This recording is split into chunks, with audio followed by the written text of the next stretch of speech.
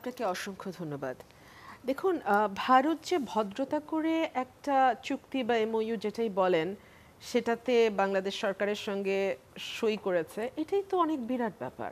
মানে ভারত যদি মনে করত যে তারা এরকম কিছুই করবে না, তারা বাংলাদেশের ভূখণ্ড ব্যবহার করবে, সেখানেও এই সরকার খুব বেশি কিছু বলবার মতন অবস্থায় আছে বলে মনে করি না। তার বেশ কিছু কারণ আছে। 1972 সালে ভারতের সাথে আমাদের নৌ ট্রানজিটটা একটা চুক্তি হয় এবং নৌপথ বাংলাদেশের তারা ব্যবহার করে। এরপরে 2010 সাল আবারও সেই আওয়ামী লীগ সরকার, 72-এ আওয়ামী লীগ, 2010 সালে আওয়ামী লীগ, 2010 সালে তারা বাংলাদেশের সড়ক ব্যবহার করবার একটা ট্রানজিটের চুক্তি করে ভারতের সাথে।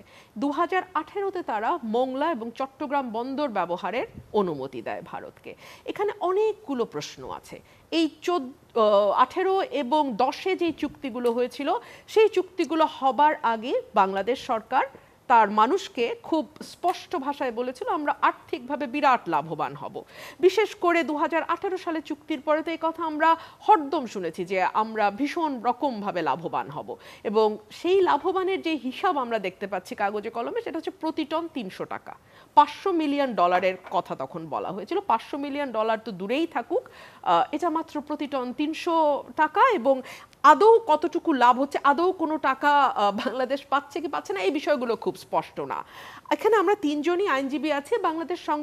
বাংলাদেশের যে সংবিধান, সেখানে স্পষ্ট ভাষায় বলা আছে যে রাষ্ট্রীয় নিরাপত্তার বিষয় ছাড়া বিদেশের সঙ্গে যেই চুক্তিগুলো হবে, সেই চুক্তিগুলো প্রকাশ করার দায়িত্ব সরকারের। সরকার সেটা সংসদে উপস্থাপন করবে এবং সেই সংসদের মাধ্যমে বাংলাদেশের মানুষ, বাংলাদেশের নাগরিক এই বিষয়টা জানবে।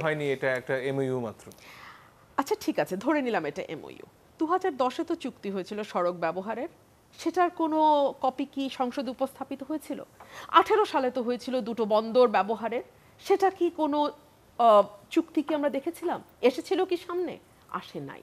মুশকিলটা হচ্ছে কি, এত ধোঁয়াশাপূর্ণ, আমরা আসলে জানি না যে এই যে বাংলাদেশের ভূখণ্ড ব্যবহার করে উত্তর পূর্বাঞ্চলীয় সেভেন সিস্টার্স, সোজা কথা, সেভেন সিস্টার্সে তারা তাদের পণ্য নিয়ে যাবে, সেই রেলপথের মেনটেনেন্সটা কিভাবে হবে? এক, দুই হচ্ছে এতদিন তো বাংলাদেশ দুটো রুটে তারা পণ্য ব্যবহার করতে পারতো, এবং যেটা সোহরাব ভাই বলছিলেন যে বাংলাদেশি চালক চালিয়ে নিয়ে যেতেন বাংলাদেশ ভূখণ্ডটা, আবার ওখানে গিয়ে সেভেন সিস্টার্সে গিয়ে ভারতীয় চালক, ভারতীয় ইঞ্জিন ব্যবহার করতেন। কিন্তু এখন যেটা হবে, ভারত থেকে ভারতের চালক পুরোটা নিয়ে সেভেন সিস্টার্সে গন্তব্যে পৌঁছে দেবেন মাল হিসেবে কি কি যাবে, সেটার কি ইন্সপেকশনের কোনো ব্যবস্থা আছে? কারণ বাংলাদেশের নিরাপত্তার প্রশ্ন এখানে বিরাটভাবে জড়িত। সুতরাং ওখানে আপনি কি নিয়ে যাচ্ছেন? সেভেন সিস্টার্সে আতঙ্কবাদীদের কথা আমরা প্রায়ই শুনি, সেখানে আপনি তাদেরকে দমন করবার জন্য কিংবা তাদের সাথে কোনো রকমের কোনো সংঘাত, উই ডু নট নো বাংলাদেশের ভূখণ্ড দিয়ে আপনি আসলে কি পার করবেন, সেটার বিষয়ে কি এমওইউ বলেন বা যেটাই বলেন, অস্ত্রশস্ত্র যদি নিয়ে যায় তাহলে অসুবিধা কি? বাংলাদেশের ভূখণ্ডের নিরাপত্তা এখানে হুমকির মুখে পড়বে। কারণ যেহেতু ক্ল্যারিটি নাই, যেহেতু বিষয়টা পরিষ্কার না, আমরা জানি না কি নেবে। তিন হচ্ছে, এই যে আমরা আমাদের ভূখণ্ড ব্যবহার করতে দিব, এর বিনিময়ে আমরা ভারতের সঙ্গে কি বার্গেইনে যাচ্ছি, কি বার্গেইন টুল ইউজ করছি। আপনি একটা কথা খুব সঠিকভাবে বলেছেন, নেপাল এবং ভুটানের সঙ্গে সেই 1976 আর 1984 সালে দুটো চুক্তি হয়েছিল, যেটা বলে বাংলাদেশ থেকে সরাসরি নেপাল ভুটানে যাওয়ার রাস্তা ব্যবহার করার কথা ছিল। ভারত তো তার ভূখণ্ড ব্যবহার করতে দেয় নাই। এখন আপনি প্রশ্ন করতে পারেন বা আমি প্রশ্ন করতে পারি, আমরা কি অস্ত্রশস্ত্র নিয়ে যেতাম নেপাল বা ভুটানে? তাই না? তো সুতরাং আপনি আপনার নিজের ভূখণ্ডের নিরাপত্তার ব্যাপারে শতভাগ রিজিড, কিন্তু আপনি কানেক্টিভিটির নামে, মানে নতুন করে যোগাযোগ স্থাপনের নামে, ট্রানজিটের নামে, ট্রান্সশিপমেন্টের নামে আপনি আরেকটা দেশের ভূখণ্ড যখন খুশি যেভাবে খুশি ব্যবহার করতে চাচ্ছেন। এবং দুঃখজনক হচ্ছে, আপনি চাইতেই পারেন, আমি ভারতের কথা বলছি, ভারত চাইতেই পারে, কিন্তু আমার দেশের সরকার এতটা নতজানু কেন হবে সে ভারতকে সকল কিছু, তার হাতে তো সে কোনো বার্গেইনের কিছু রাখছে না।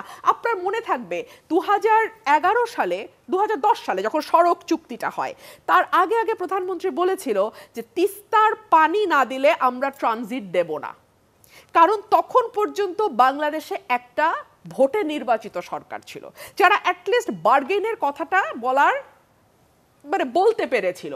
এরপরে তো আর আমরা সেই আওয়াজই দেখলাম না। কিন্তু সড়ক গেল, নৌ গেল, বন্দর গেল, রেল গেল।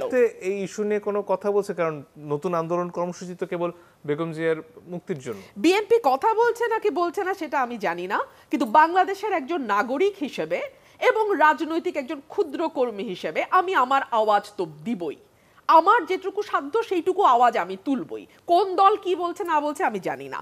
তবে আপনি যে কথাটি বলছিলেন তিস্তার কথা, ধরুন যেই কথাটি 2010 সালে বাংলাদেশের প্রধানমন্ত্রী বলতে পেরেছিলেন, সেটা কিন্তু আমরা পরবর্তীতে 14 পরে 18 বা আজকে 24 এসে সেই আওয়াজটা কিন্তু আমরা শুনতে পাচ্ছি না। বিকজ এখন গভর্নমেন্টের মূল বার্গেইনিং এর জায়গাটাই হচ্ছে আমাকে ক্ষমতায় রেখে তারপরে বাংলাদেশের ভূখণ্ড বলো, সড়ক বলো, নৌ বলো, রেল বলো, বন্দর বলো, যা ব্যবহার করা দরকার ব্যবহার করতে পারো।